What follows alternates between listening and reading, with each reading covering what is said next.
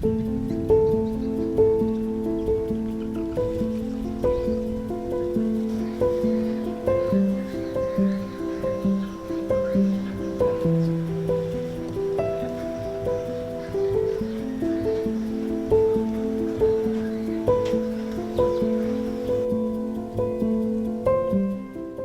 dia nangis kalau katanya nggak ada saya, nggak ada bapak gimana. Jalan kan?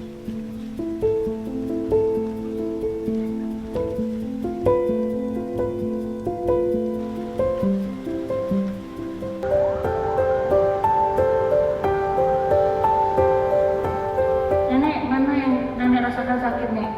Yang mana yang sakit? Sehari nggak mesti makan gitu. Kenapa kamu yang nggak makan?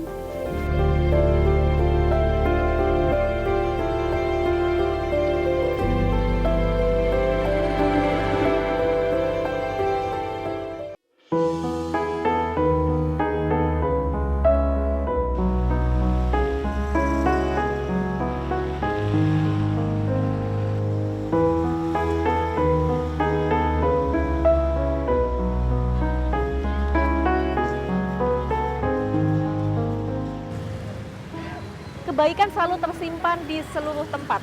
Tapi kali ini kita akan belajar dari sosok-sosok inspiratif di Banjarbaru, Kalimantan Selatan. Kami akan menemui 3 kakak beradik yang mengalami penyakit genetik langka. Mungkin mustahil untuk sembuh, tapi ketiganya punya semangat hidup yang sangat luar biasa. Mungkin jauh melebihi kita.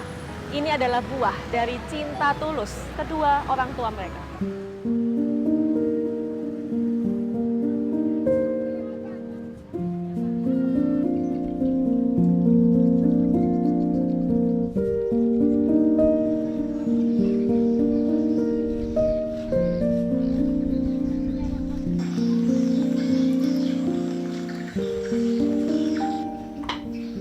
Segelas teh hangat adalah pertanda hari dimulai bagi Wati. Tapi teh itu bukan untuk dirinya, melainkan untuk Erwan, anak sulungnya. Setidaknya 20 tahun terakhir, Wati harus bersiaga selama 24 jam merawat Erwan. Seluruh otot di kaki dan tangan Erwan lemah tak berdaya. Untuk sekedar duduk dan menyantap minuman saja, Erwan harus dibantu oleh ibunya.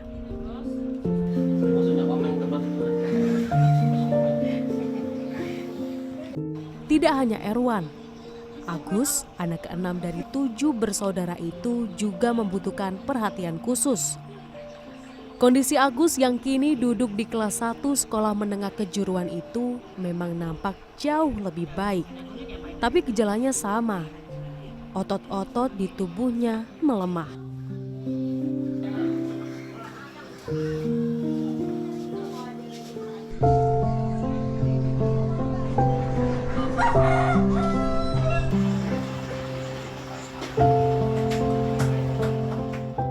Demikian pula dengan Ahmad, si anak keempat. Kondisinya sama seperti Erwan dan Agus.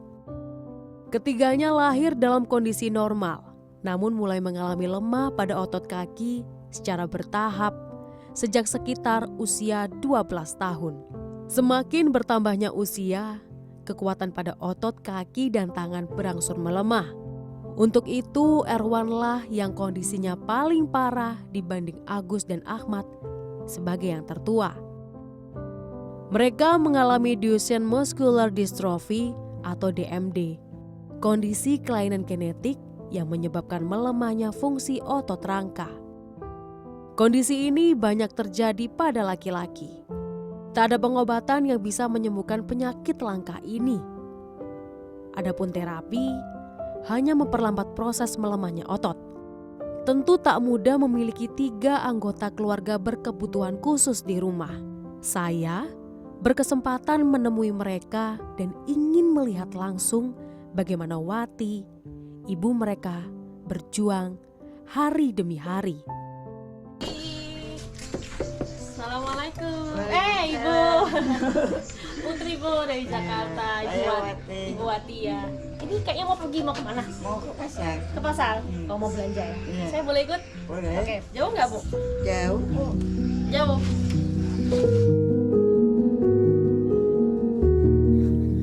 Pasar di depan gang rumah mereka menjadi tujuan Wati untuk belanja keperluan sehari-hari. Pasar itu hanya buka di pagi hari, maka Wati harus cepat. Selagi berbelanja, saya melihat wanita 50 tahun ini memikirkan lauk favorit 3 anak spesialnya. Begitu perusahaan ada, akhirnya nggak boleh Bu.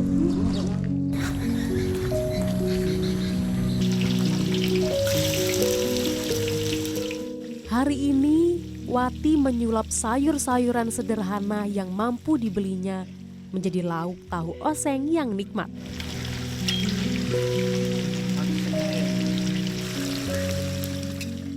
Terbiasa bangun malam sudah terbiasa, pagi kalau buang air kecil air besar kan sudah terbiasa ngangkatnya. Yang anunya tuh ini mau buang air kecil, ini mau buang air besar. Itu double. Tapi tetap tertawa, tetap banyak senyum. Luar biasa sekali ibunya merawat 3 anak. Sudah anunya jalannya ya. Jalannya dikasih Tuhan. Jadi Tuhan beri kekuatan gitu Bu. Apa rahasianya apa Bu? Bisa tetap tertawa meskipun sehari-hari sibuk kiri kanan mengurus 3 anak. Jalani aja apa yang ada. Jalanin aja. Iya, sampai mana anunya, apanya, kekuatan kita kan nggak tahu kan, itu urusan yang di atas sampai mana anunya. Kadang dia nangis kalau katanya nggak ada saya, nggak ada bapak, gimana katanya dia. Kalau lagi ditanya gitu gimana Bu? Ibu jangan dipikirin gitu. Iya, jangan dipikirin, itu kan yang di atas anunya, yang apanya itu, takdir yang di atas. Kalau saya dipanggil dulu nggak apa-apa juga gitu, nanti ada aja yang bantu. Beruntung, baik Erwan, Ahmad, maupun Agus tak ada yang mengalami kesulitan makan. Penyakit mereka hanya menyerang otot sadar, bukan otot organ dalam tubuh. Tapi dalam kondisi ini, saya melihat senyuman dan semangat saling mendukung di antara mereka. Ada optimistis menyambut hari esok karena ketulusan mensyukuri takdir Tuhan.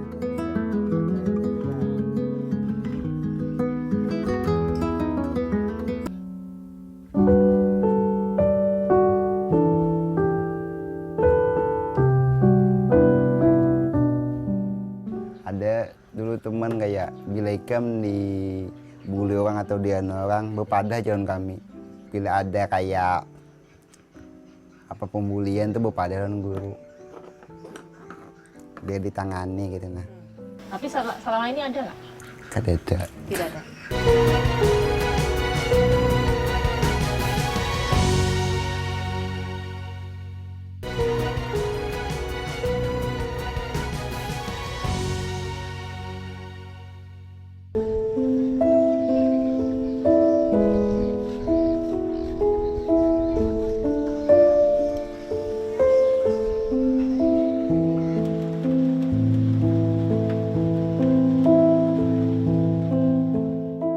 Di kamar sempit inilah Erwan banyak menghabiskan hari. Erwan harus mengerti kondisi ibunya yang juga harus merawat kedua adik spesialnya yang lain. Ia harus menunggu giliran agar bisa digendong oleh ibunya demi sekedar beraktivitas.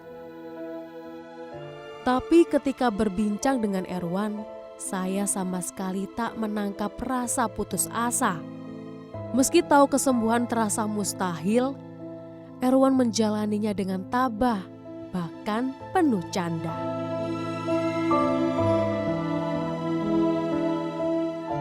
waktu zaman COVID kan orang kan di karantina lah. Nah dilepasin baru nanti kalau sembuh kan. Nah kita nih di karantinanya sampai kapan? Nanti dilepas. Jadi di rumah Waktu terus sembuh. aja. Mau Nah. COVID mau enggak di rumah. Karantinanya, dinikmatin. karantinanya kan lebih dulu daripada yang lain. Mulai SD kan sudah di karantina. Sampai nanti sembuh baru. Itu Baru. bercandanya ya, bercandanya. Jadi Heeh. ketika COVID orang-orang stres, kalian Iya gitu. santai Iya, aja ya, kita dulu. kecil gitu ya. Kita duluan. Sudah Kita dulu. senior lah kalau orang kan sampai di lockdown satu kota kan masih bisa jalan di halaman, masih bisa ngobrol sama tetangga, masih bisa walaupun terbatas lah. Itu aja orang stres. Nah kita sini pindah kamar aja susah kan. Jadi di situasi tersulit sekalipun kalian udah kuat menghadapi itu, dibawa bercanda gitu ya.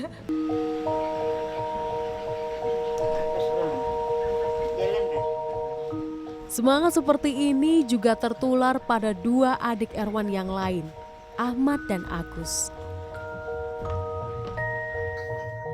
2 tahun lalu, Ahmad lulus dari SMK Umum, sementara Agus kini sedang menempuh pendidikan di jurusan multimedia. Keduanya punya hobi yang sama, menggambar, desain, dan animasi. Keterbatasan fisik tidak menghalangi mereka meraih cita-cita. Terlebih, Agus dan Ahmad bercerita pada saya, lingkungan keluarga, sekolah, dan masyarakat tak pernah mengecilkan mereka. Nah ini masalahnya SMK umum ya, bukan untuk SLB gitu. Nah ini gimana buat berpindah-pindah, kan tadi ada lab, terus belum kelasnya di lantai berapa tuh? Ada bertingkat? Enggak bertingkat, untungnya tidak bertingkat ya. Nah misalnya ada tangganya atau apa, itu gimana tuh? Itu diangkat dengan oleh teman, biasanya bantuin Dibantuin sama teman? sampai ke lab, nanti dienukan ke depan komputernya baru dilepas. Kamu yang minta atau memang teman-teman itu begitu Agus masuk langsung begitu? Biasanya kalau disuruh guru ke lab, biasanya teman berinisiatif untuk membantu. Kadang mengajukan malah. Mengajukan kayak bantu Agus gitu. Karena kan ini angkatannya beda. Ahmad sudah lulus duluan, dia masih bersekolah gitu kan. Berarti kan teman-temannya juga beda ya. Tapi dua-duanya sama, mengalami yang sama ya. Nggak dapat perbedaan dari teman. Pembulian tidak ada. Ya, nggak ada yang mengejek-ngejek atau membedakan teman guru. Ada dulu teman kayak bila ikam dibully orang atau dianu orang berpadah jalan kami.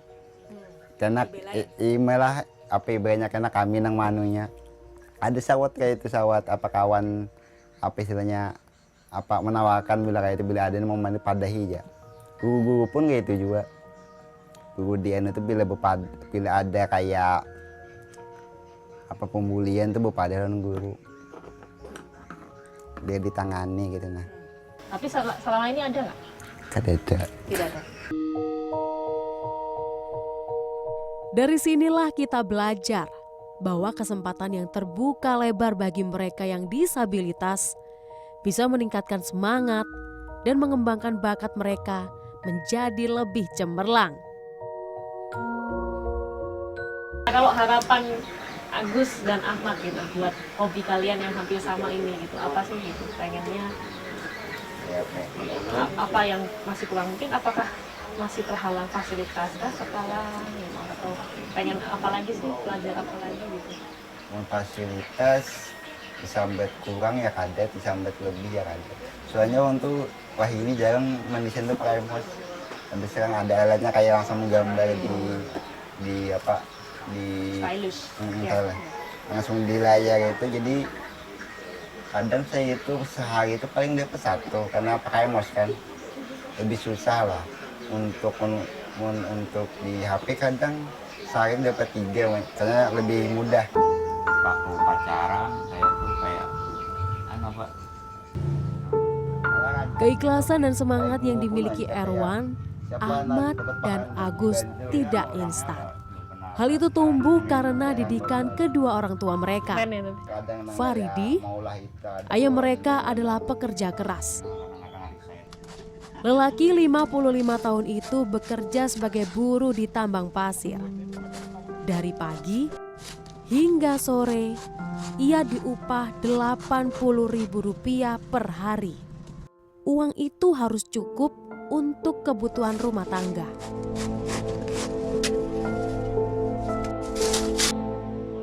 Wati tak tinggal diam.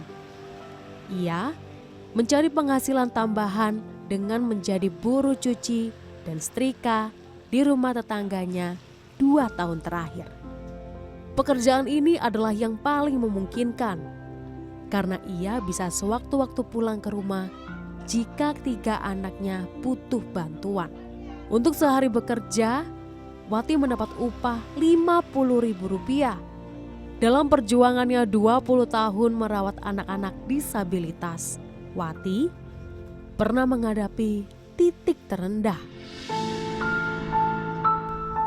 Mungkin pertama masyarakat kan kurang tahu, ada juga yang ngomongin gitu. Kalau sudah ini kan sudah tahu masyarakat, kan nggak tahu apa penyakitnya apa. Dibilang nggak bisa ngurusin anak gitu. Kalau dulunya, kan sekarang udah nggak lagi, sudah masyarakat sudah tahu lah. Kita kan mau semua anak kan mau normal, istilahnya mau punya anak semua normal gitu nak, nggak ada yang kekurangan. 3 anaknya ibu kondisinya sama. Iwan sudah usia segini udah yang lebih parah ya daripada adik-adiknya. Berarti mungkin adik-adiknya juga akan sama ya, polanya. Akan semakin lemah. Ya, ini semakin lemah sama kayak hewan kalau tiap tahun kan. Ya, saya berdoanya saya sehat bisa ngerawat yang bertiga ini. Keluarga ini mengajarkan bahwa kebaikan sebenarnya sederhana. Semangat yang timbul dari kehangatan dan dukungan keluarga di rumah. Saya belajar rasa syukur bisa mengubah derita menjadi tawa. Ketimbang menyalahkan keadaan, lebih baik mengisi hari depan dengan harapan. Dibangkitakan sempurna lalu jalan. Dengan uluni ada cuma dibanding jalan. Kalau kami dari teras itu keinginan kami teman-teman punya ini kemampuan, paling enggak kalau mereka tidak bisa masuk ke dunia kerja, mereka punya basic kewirausahaan.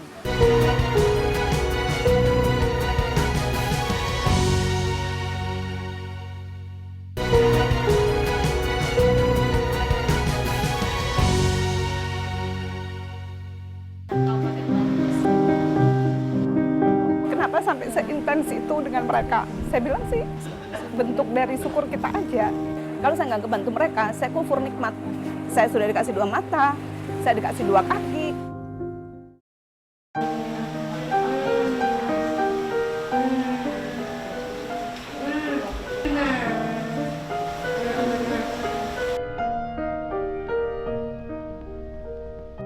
Inilah keseharian Ridho Ilahi.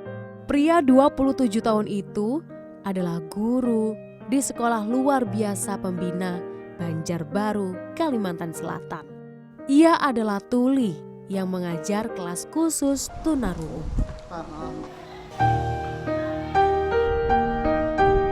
Di sekolah yang sama, teman tuli lainnya, Dani, juga merupakan murid di SLB. Ia kini duduk di kelas 1 SMA. Kegiatan belajar mengajar di sekolah ini dijalani keduanya pagi hingga siang hari. Sementara setelah bel pulang sekolah berbunyi, mereka tidak hanya tinggal diam di rumah. Teras inklusi menjadi tujuan keduanya. Bersama teman disabilitas lainnya, mereka berkegiatan bersama. Setiap minggu, Teras Inklusi menggelar kelas bahasa isyarat. Kelas biasa diikuti belasan teman tuli untuk mempelajari istilah-istilah baru. Jawa.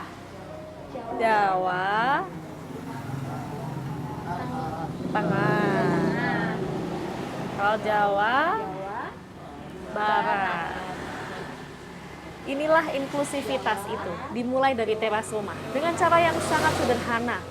Untuk paling tidak kita bisa berkomunikasi dengan mereka, memperlebar peluang agar mereka bisa terus berkarya.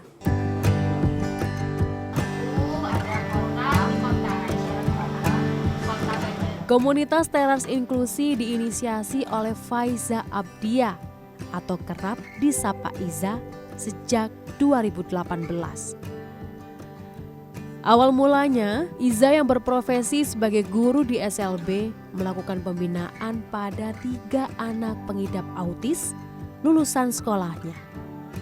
Ia menilai lulusan SLB hanya memenuhi standar kurikulum, namun belum dibekali kemampuan lain agar bisa bersaing di dunia kerja.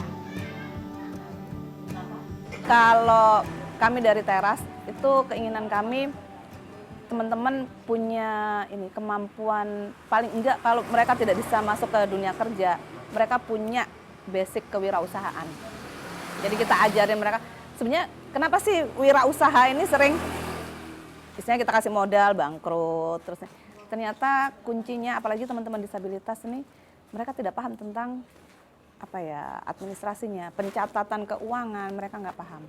Dan itu kita biasakan ke mereka, berapa yang kita kasih modal itu mereka catat. Dan nanti kita kenalkan juga, ini namanya uang pengeluaran, ini pemasukan.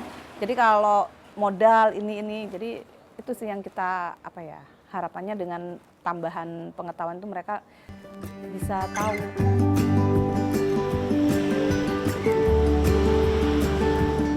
Ecoprint atau kegiatan membuat batik dengan cetakan dedaunan menjadi kegiatan pertama yang dibina teras inklusi untuk teman-teman disabilitas.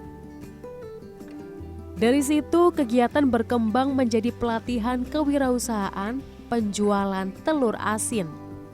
Kini ada puluhan teman disabilitas yang terlibat dalam teras inklusi. Mereka juga berasal dari berbagai kalangan, baik tunanetra, tunarungu, hingga tunadaksa. Sejumlah relawan yang terlibat dalam teras inklusi juga berasal dari kalangan guru SLB honorer yang suka rela bergabung. Hingga kini, teras rumah Iza menjadi rumah aman tempat disabilitas berbagi cerita dan menambah wawasan. Iza mengusahakan agar produk yang dibuat teman disabilitas dapat dipasarkan.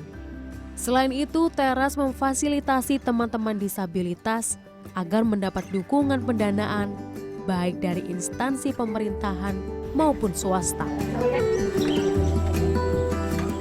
Tak berhenti di sana, teras inklusi dalam 2 bulan terakhir mulai mengembangkan kegiatan baru, yakni perkebunan. Rido dan Dani termasuk dalam belasan petani disabilitas yang terlibat. Rido sangat bersemangat dengan kegiatan baru ini. Besar keinginannya untuk bisa berwirausaha di bidang perkebunan. Ini mau tanya ke Rido. Kan Rido sebagai guru di SLB, kok mau sorenya setelah pulang berkebun lagi gitu? Kenapa alasannya? Dulu saya pernah berpikir berkebun itu biasanya bisa mendapatkan hasil dengan jangka waktu yang cepat seperti itu. Ada macam-macam tumbuhan dan tanaman, beda-beda jangka waktunya. Nah, saya kira itu cepat tumbuhnya sehingga saya melihat seperti ini, saya suka. Dan saya bisa menjalani ini. Ternyata sekarang saya bisa. Oke, kalau lihat sepertinya ini salah satu yang semangat gitu ya, Bu. Kalau menyebutnya teras inklusi, binaan. Nah, binaan Ibu salah satunya Rido. Nah, ini gimana Bu melihat sosok Rido yang kemudian juga semangat untuk mengembangkan kebun, terus ikut berkegiatan, sehari-harinya seperti apa sih? Kalau Rido memang kita lihat dia sosok panutan buat teman-teman tuli.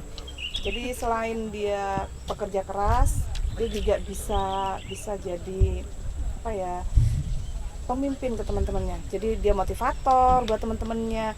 Jadi kenapa kita juga lebih mengutamakan Ridho dulu, kita ajak, kita gandeng itu sebagai role model buat teman-temannya, bahwa Tuli juga bisa berkebun dan juga bisa Berwirausaha juga gitu ya, Mbak? berwirausaha. Baru-baru ini Teras Inklusi juga bekerja sama dengan pemerintahan Kota Banjarbaru untuk permodalan perkebunan bagi teman-teman disabilitas. Ini adalah salah satu bentuk dukungan pemerintah daerah bagi kaum disabilitas. Kita ingin mereka, potensi yang mereka miliki ini kita bisa optimalkan. Dan dia tidak merasa termarginalkan berada di Banjarbaru. Mereka punya pengetahuan umum, mereka punya pengetahuan agama, dan mereka juga berdaya. Mereka tidak tergantung ya. Ini hanya stimulus. Setelah ini saya yakin kalau dia sudah bisa berhasil panen, menurut mereka dengan mendapatkan uang dari hasil ini tambah semangat lagi ya, tambah semangat lagi. Dan mungkin saja nanti satu kebun satu orang itu bisa. Ya. Dan bukan hanya terbatas kepada ini saja, usaha-usaha lain kami akan fasilitasi untuk mereka. Cita-cita Iza hanya satu, mewujudkan inklusivitas jati. Antar disabilitas yang saling mendukung, tidak terkotak-kotakan menjadi berdaya. Sementara antara kaum disabilitas dan masyarakat umum juga bisa bersinergi.